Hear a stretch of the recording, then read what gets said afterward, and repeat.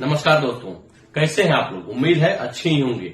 आज जिस टॉपिक को मैं डिस्कस करने जा रहा हूं उस टॉपिक में कई सारे वीडियो आपको यूट्यूब पे मिलेगा, आप जाके देख सकते हैं कि 41 सेकंड नोटिस क्या है या कई सारे जजमेंट इससे रिलेटेड। तो कॉन्सेप्ट समझना हो तो कई सारे वीडियो और भी हैं और मेरा भी वीडियो है, लेकिन मेरा जो मेन मकसद होता है वह आम जन की समस्या को, उसके समाधान भी आम जन की भाषा में ही समझाना होता है। तो यह भी टॉपिक कहीं न कहीं रिसेंटली मेरे पास एक कॉल आया था समस्तीपुर से, जो 498 ए के केस को लेकर था। कहीं न कहीं ये जो है 41A का नोटिस, इसका मिसयूज जो धड़ल्ले से हो रहा है, बड़े पैमाने पे हो रहा है हमारे बिहार, यूपी, झारखंड में, वह है थाना के द्वारा 498A के केस में।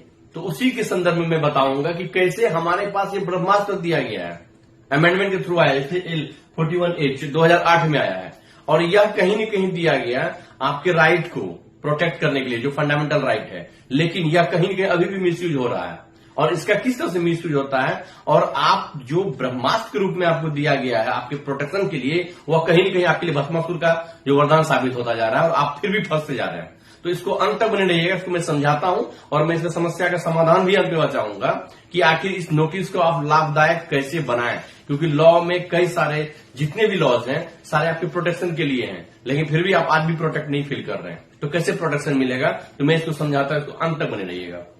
चलिए समझते हैं। Notice under section 41A CRPC, 41A का नोटिस भी इसको लोग बोलते हैं, कई लोग 41 का नोटिस बोलते हैं, लेकिन नहीं, 41A का नोटिस। चलिए समझते हैं इसके बेस को। ये थोड़ा सा मैं बैकग्राउंड को पीछे ले जा रहा हूं, कॉन्सेप्ट समझाऊंगा, फिर इसका प्रैक्टिस के बारे में डिस्कस करूंगा क्या हो रहा है। तो चलिए समझते हैं इसके बेस को। इसका बेस जो है वह आर्टिकल 21 अनुच्छेद 21 का जो है हमारे संविधान में वर्णित है, जो डिस्कस करता है right to life and personal liberty के बारे में। आपके जीने की अधिकार जो है, जीने का जो और कहीं के पर्सनल लिबर्टी जो है, वह स्वतंत्रता को प्रोटेक्ट करने के लिए अनुच्छेद 21 दिया गया है। लेकिन उस राइट को आपको अवेल करने के लिए कैसे करेंगे, यदि आपको उठा के बिहाइंड द बार डाल दिया जाएगा, तो यदि किसी केस में आपका नाम आया, चाहे कंप्लेंट केस के थ्रू हो या FIR के थ्रू हो, और आपको उठा के बिहाइंड द बार डाल दिया जाएगा, छोटे छोटे केस में भी, तो क्या आपको यह राइट मिलेगा? बिल्कुल नहीं मिलेगा।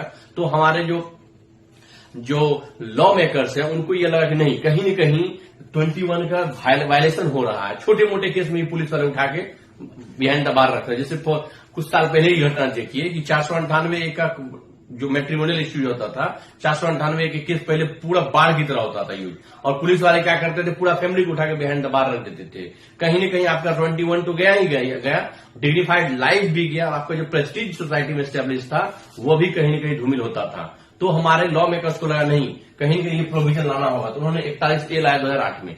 41A के तहत ये मैंडेटरी किया गया कि जो भी ट्रिवियल मैटर्स है, छोटे मोटे केस है, जिसमें लगता है कि इसमें अरेस्ट करना की कोई बाध्यता नहीं, कोई जरूरी नहीं है, ऐसे केस में आप 41 का नोटिस भेजिए, वो आएंगे और सारा प्रोसीडिंग को एडहेयर करने के बाद आप उसको वहां से उसका लाभ देंगे, तब जाके वो अपना बेल ले या वो अपना आपको प्रोटेक्ट करने के लिए जो भी करना हो। तो यानी 41A का लाभ देने से क्या होगा, और आप यदि थाना जाते हैं, सारा प्रोसेस करते हैं, इसको बोलते हैं थाना से बेल लेना। हम लोग इसी बोलचाल में बोलते हैं कि थाना से बेल मिल गया। दैट मीन्स कि इसके बाद आपका जो 82 का नोटिस है या 83 कुर्की, जबकि वो नहीं होगा, या अरेस्ट वारंट आपको इश्यू नहीं होगा यदि आप जाते हैं थाना। तो यानी 41 का नोटिस आएगा तो आपको थाना जाना चाहिए क्या? जाना ही पड़ेगा। यदि नहीं जाते हैं तो थाना वाले क्या करेंगे, आपका रिपोर्ट सबमिट कर देंगे कि 41 का नोटिस सर्व किया, लेकिन सामने वाला थाना नहीं आया। यदि नहीं आया तो क्या करेंगे, अरेस्ट वारंट ले लेंगे मजिस्ट्रेट से, और उसके बाद आपको कभी भी अरेस्ट कर सकते हैं। तो यह कहीं के ब्रह्मास्त्र रूप में आया कि आपको 41A का नोटिस पुलिस वाले को करना बाध्यता है, और उसमें लिखेंगे वो नोटिस में कि आपको इस सेक्शन में आपके अगेंस्ट में जो है FIR हुआ है, तो आप थाने में फलाने दिन पे फलाने समय में आप अपीयर होइए, अपना प्रेजेंटेशन दीजिए। तो आपको जो प्रेजेंटेशन के लिए बुलाया गया है, आपका क्वेश्चन है क्या जाएंगे वकील साहब तो अरेस्ट कर सकता है क्या? यदि क्वेश्चन है कि कर सकता है क्या, तो कर तो सकता है।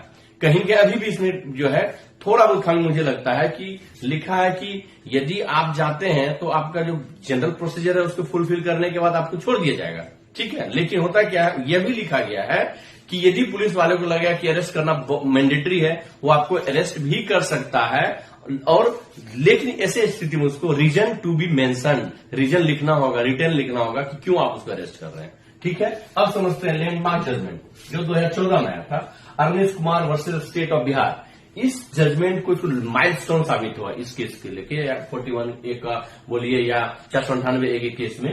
इस केस में क्या हुआ था, कहा गया है ऑनरेबल सुप्रीम कोर्ट ने कहा कि ऐसे केस जिसमें मैक्सिमम सजा 7 साल तक की है या उससे कम का हो, यानी मैक्सिमम सजा 7 साल है, ध्यान समझिएगा, जिसमें सजा जो है सजा का प्रावधान 7 साल तक है, वैसे में आपको मैंडेटरी है पुलिस वाले को कि एक्यूज जिसका नाम FIR में उसको 41A का नोटिस आप भेजिए, यानी मैंडेटरी है, आपको आएगा नहीं आएगा और आपको जाना ही पड़ेगा, जाना ही चाहिए, नहीं जाएंगे तो फिर अरेस्ट वारंट भी निकल सकता है। तो फिर हुआ क्या, सत्येंद्र कुमार अंतिलन सीबीआई में, यहां देखिए 2014 में ये केस आया, इसका जजमेंट कब आया 2022 में।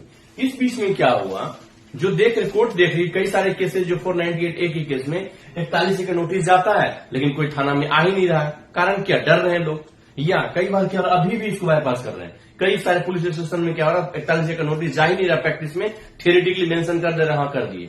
इसमें आके यहाँ पे आके सुप्रीम कोर्ट ने फटकार भी लगाई है कि यदि अब ऐसा पाया जाएगा कि पुलिस वाला 41A का प्रोविजन नहीं फुलफिल करेंगे तो आप पे क्या होगा, एक्शन लिया जाए, डिपार्टमेंटल इंक्वायरी भी स्टार्ट हो सकती है और आपके अगेंस्ट में भी एक्शन लिया जा सकता है।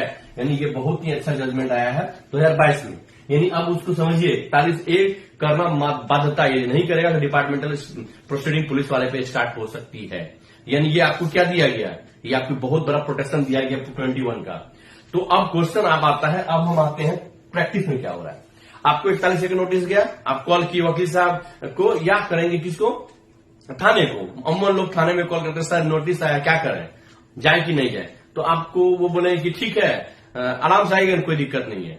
वो बोल दिया आपको आराम से आएगा, कोई दिक्कत नहीं है, हम प्रोसेस देख लेंगे। इस बीच वो क्या करेंगे, रिपोर्ट सबमिट कर देंगे कि हमने 41A का नोटिस दिया और सामने वाला बंदा नहीं है। ध्यान से समझिए, 41A का नोटिस वो कर चुका है और आपको क्या बोल रहा है, आप आराम से आइए चलेगा। यदि आराम से आना होता तो आराम से ही आप भेजते 41A का नोटिस, उसमें टाइम लिखा हुआ, या तो उसमें लिख दे जब आना हो तब आइएगा, ऐसा लिखा नहीं रहता है। उसमें लिखा रहता फलाने डेट को फलाने बजे इतना बजे तक आप थाने पे आइए, अपना अपियरेंस दीजिए और अपना जो भी सबमिशन है वो दीजिए। आपको लेकिन क्या बोला, मत आइए। या दूसरा कंडीशन, आप जाते हैं 41A को एडहेयर करने के लिए, इसको फुलफिल करने के लिए, और आपको कंडीशन दे देता है, कोई भी कंडीशन, आप भी जानते हैं क्या क्या कंडीशन होता है थाना में, क्या रखते हैं, और आपको वहां पे एब्सेंसी दिखा रहा है, दिखाया नहीं कि वो आया है, और रिपोर्ट फिर भी सबमिट क्या कर रहा है, सामने वाले को नोटिस कि वो नहीं आया। तो आपका क्वेश्चन बन रहा है, वकील साहब दोनों बात तो आप ही बोल रहे हैं कि यदि नहीं जाएंगे तो भी फंस रहे हैं। तो 41A का मतलब क्या है, जाते हैं और वो यदि मेरा अटेंडेंस नहीं बनाता है या वो हमें वहां से बिल नहीं देता या प्रोसीडिंग नहीं करता है, तो 41A का एडहेरेंस के बाद भी एक फॉर्म है, फॉर्मेट है, कुछ थाने वाले करते हैं, कुछ नहीं करते हैं। इसका फॉर्मेट है यहाँ पे, 41A का एडहेरेंस करने के बाद फॉर्मेट फॉर्म पे उसमें लिख के साइन करके वो आपको देंगे रिसीविंग। कई जगह देते ही नहीं है, मैक्सिमम केस में अभी भी प्रॉब्लम चल रहा है। और मैं तो बताया समस्तीपुर का केस, आईओ साहब को मैंने बोला कि क्लाइंट को बोला क्या फोन लगाइए, 4 दिन पहले घटना, अच्छा बहुत इंटरेस्टिंग स्टोरी है। तो उन्होंने लगा, मैंने कहा आईओ साहब नमस्कार। नमस्कार वकील साहब। हमने कहा ये बताइए 41A का नोटिस आपने किया ना, हाँ सर किए तो थे, तो आपने क्यों नहीं इसको लाभ दिया। तो बोलता सर ये आया ही नहीं था। बंदा बोला सर हम गए हुए थे, मेरी माँ भी गई थी, ये भी गए थे, वो बोल रहा कि नहीं आया था। अब कैसे प्रूव करेंगे तो आया था कि नहीं आया था। इसीलिए यहां पर रोल होता है, आप किसी अच्छे प्रैक्टिशनर को, जो एडवोकेट, उनको एंगेज कीजिए। आप जाने से पहले, मान लीजिए परसों जाना है, 2-3 दिन 4 दिन 5 दिन पहले ही आप क्या कीजिए, रिटर्न सबमिशन दे दीजिए उस केस के बियॉन्ड अगेंस्ट में कि हाँ हमको इसमें इम्प्लीकेट किया गया है, यह एविडेंस है जो मेरे फेवर में है, और आप उसको स्पीड पोस्ट कर दिए थाने को, उसके बाद आप पहुंचिए। दूसरा कंडीशन, या तो आप थाने में जाइए, आवेदन देखिए, रिटर्न में दीजिए, रिसीविंग नहीं देगा वो, 99 नहीं 100% नहीं देगा। आप वहां से आइए, फिर वो आवेदन को लिखिए कि हम एक आवेदन आपको दिए, रिसीविंग आप नहीं दिए, इसलिए हमने आपको बाय पोस्ट भेजना जो है मुनासिब समझा, इसको मेरा सबमिशन के रूप में रिटर्न सबमिशन लिया जाए। 41A में मेरे पक्ष में जो बातें हैं वो पक्ष की बातें मैंने अपना आपको दिया, और आपने कॉपी करके एक कॉपी एसपी को भी दे दीजिए। इसके बाद क्या होगा, उसके बाद वो मजिस्ट्रेट साहब को लिख के नहीं देंगे 41A के बाद सामने वाला पार्टी एक्यूज नहीं आया है, इसलिए अरेस्ट वारंट इशू किया जाए। कभी नहीं कर पाएगा वो, क्योंकि आपके पास रिकॉर्ड है, और पोस्टल डिटेल रखिएगा। तो यही सावधानी है, समझ गए। होता क्या है आपको मैंने बता दिया। सावधानी क्या है, आप कोई अच्छे एडवोकेट को कीजिए जो आपका रिटर्न सबमिशन तैयार करेगा, रिटर्न दीजिए, नहीं दे रहा है तो आप आइए स्पीड पोस्ट कर दीजिए, पोस्टल डिटेल रख लीजिए। यदि आप जा रहे हैं उससे 2-3 दिन पहले आप भेज दीजिए, उसके बाद आप अपीयर होगी, सर हमने स्पीड पोस्ट किया था, वही मेरा सबमिशन, उसको एक रिसीविंग दे दीजिए। नहीं देगा कोई दिक्कत नहीं है, पीओडी तो है, पोस्टल डिटेल जो डाक से भेजेंगे, रजिस्ट्री डाक से कागज देता है, उसको चिपका के रख लीजिए फ्यूचर के लिए। अब आपके अगेंस्ट में क्या होगा, कोई जब्ती का नोटिस आएगा क्या, आंसर नहीं निकल सकता है। आप आराम से बिल ले लीजिए, एंटीसिपेटरी बिल। यही मेरा समझाना था। जो लोग समझ नहीं रहे हैं उन लोगों को समझाइए, नहीं तो ये 498 का केस चला आ रहा है, लोग आज भी डर रहे हैं। यदि आप लोग सावधानी बरतेंगे तो आराम से बेल भी मिलेगा और केस को डिफेंड भी करेंगे। यदि आप लोगों को मेरा वीडियो अच्छा लगा हो, कृपया करके आम जन तक जरूर फैलाएं। जय हिंद।